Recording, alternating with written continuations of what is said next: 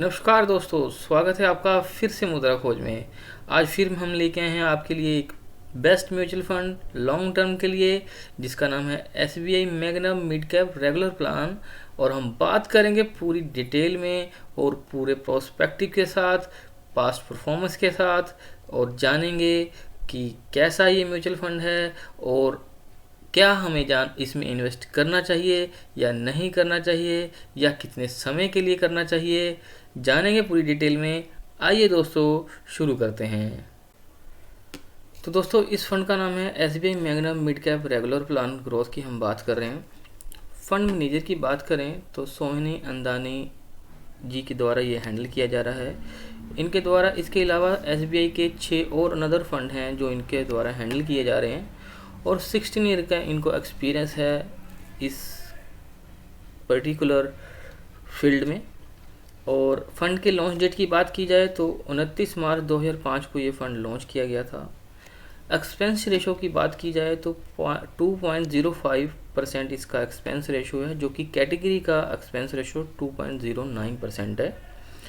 Benchmark की बात करें इस फंड के तो निफ्टी 50 इस म्यूचुअल फंड का बेंचमार्क है, क्योंकि मिड कैप का एक फंड है और मिड कैप की सभी कंपनियों में ये म्यूचुअल फंड अपना इन्वेस्टमेंट रखता है और काफ़ी डाइवर्सिफाई होता है इसका इन्वेस्टमेंट। मिनिमम SIP की बात करें तो मिनिमम SIP आप इसमें 500 रुपये से स्टार्ट कर सकते हैं। मिनिमम इन्वेस्टमेंट वन टाइम या लमसम की बात करें तो 5000 से आप इसमें लमसम से स्टार्टिंग भी कर सकते हैं। प्लान की बात करें तो एक रेगुलर प्लान है। NAV की वैल्यू 140 के अराउंड है, और फंड साइज की बात करें तो 828 करोड़ है, कि जो कि अपने आप में एक अच्छा वैल्यू है, ना ही बहुत ज़्यादा है ना ही बहुत कम है। और फंड कैटेगरी की बात करें तो मिड कैप कैटेगरी का फंड है, जो कि मिड कैप कंपनीज में इन्वेस्टमेंट कर रहा है सारी। फंड हाउस की बात करें तो SBI म्यूचुअल फंड हाउस का एक ये फंड है। फंड की रैंकिंग की बात करें तो 4 स्टार रैंकिंग है क्रिस्टल के द्वारा। इस फंड को पिछले 10 साल से 15 साल से,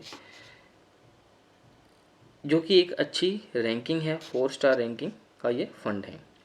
आइए अब नज़र डालते हैं कुछ पास्ट की परफॉर्मेंस पे।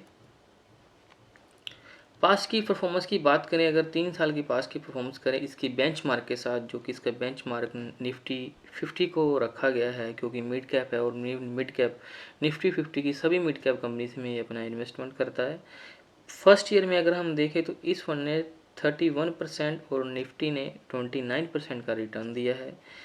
2 साल में देखें तो 57.57% और निफ्टी ने 53.68% का रिटर्न दिया है। और 5 साल की बात करें तो 13.15 और 15.17% का रिटर्न दिया है निफ्टी ने। तो ये है पास का कुछ परफॉर्मेंस। आगे देखते हैं। अब नज़र डालते हैं दोस्तों SIP की रिटर्न्स पे। अगर 1 साल की बात करें तो इस फंड ने 20% का रिटर्न दिया है। 2 साल की बात करें तो 42% का रिटर्न दिया है। 3 साल की बात करें तो 36% का रिटर्न दिया है। 5 साल की बात करें तो 22% का रिटर्न दिया है। और अगर हम 10 साल की बात करें तो 19% का रिटर्न दिया है इस फंड ने, जो कि अपने आप में बहुत अच्छा रिटर्न है। आइए बात करते हैं NAV रिटर्न्स की। 1 साल में देखेंगे तो 31%, 2 सालों में देखेंगे तो 58%, 3 सालों में देखेंगे तो 24%, और 5 सालों में देखेंगे तो 13%, 10 सालों में देखेंगे तो अप्रोक्स 20% का रिटर्न है इसके NAV वैल्यू में।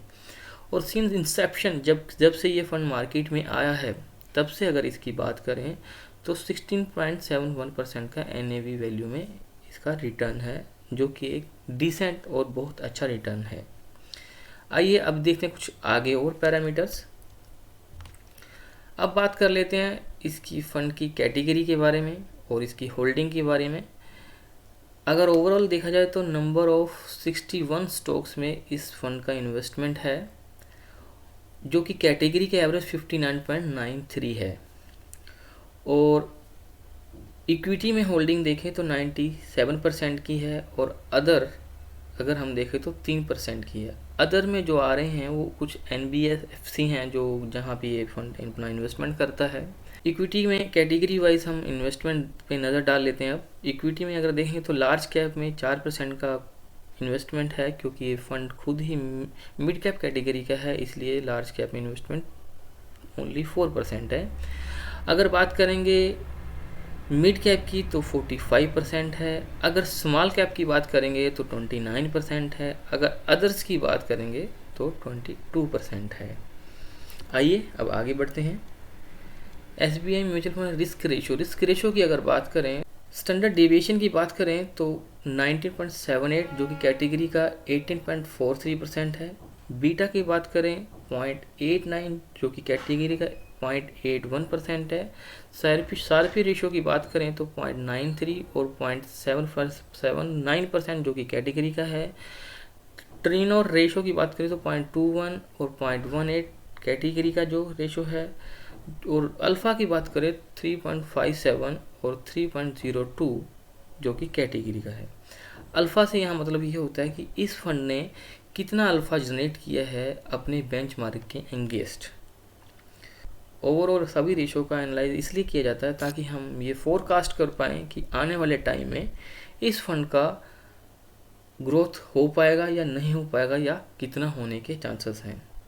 जैसे कि स्टैंडर्ड डिविएशन है, तो स्टैंडर्ड डिविएशन हमें ये बताता है कि इस फंड ने कितना रिस्क की वोलेटिलिटी कितनी रही है इसको मैक्सिमम गेन करने के लिए, और बीटा हमें ये बताता है कि परफॉर्मेंस को गेन करने के लिए इसकी वोलेटिलिटी कितनी रही है। शार्पी रेशो यहाँ पे हमें ये बताता है कि रिस्क के लिए इस फंड ने कितनी वोलेटिलिटी ली है मैक्सिमम गेन करने के लिए। तो दोस्तों आगे बढ़ते हैं, अब जानते हैं इसके पीएर्स के बारे में। पीएर्स की अगर बात करें तो SBI magnum mid cap fund जिस रेगुलर प्लान जिसकी हम बात कर रहे हैं, एक साल में जिसका 31.53% का रिटर्न है। Motilal Oswal mid cap fund है जिसका 46.62% है। क्वांटम मिड कैप जिसका 43.78% है। Aditya Birla Sun Life mid cap fund regular plan 35.08% है। PGIM India mid cap opportunity fund जिसका 34.21% है। ये सभी परफॉर्मेंस लास्ट 1 ईयर की हैं, यानी कि 1 साल की हैं, और 1 साल में इन फंड ने इसके पीयर्स ने ये रिटर्न दिया है। आइए अब आगे बढ़ते हैं।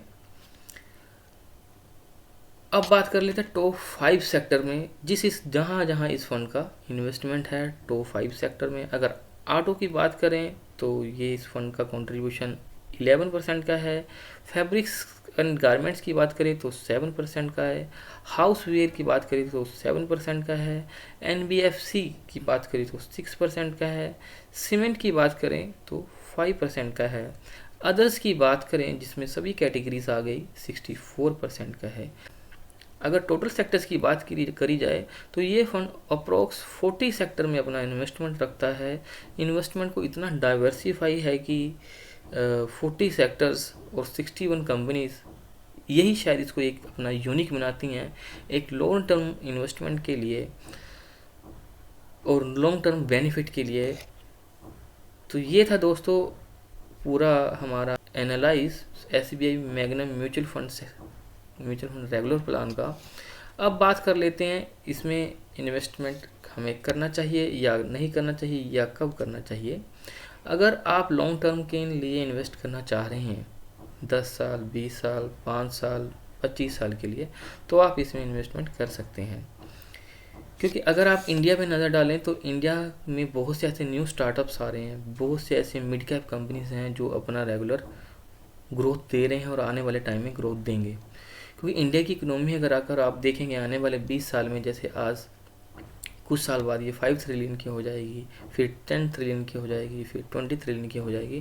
तो इस हिसाब से ग्रोथ के बहुत से प्रोस्पेक्टिव्स हैं, और ग्रोथ के प्रोस्पेक्टिव्स में वही कंपनीज ज़्यादा कंट्रीब्यूट कर पाती हैं जो कि मिड कैप कैटेगरी की होती हैं।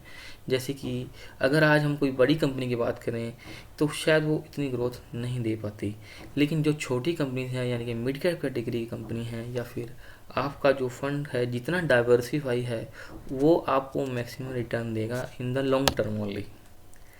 तो मेरा यहाँ मानना यही है कि अगर हम लॉन्ग टर्म के लिए इसमें इन्वेस्टमेंट प्लान करना चाह रहे हैं तो आप इसमें इन्वेस्टमेंट कर सकते हैं।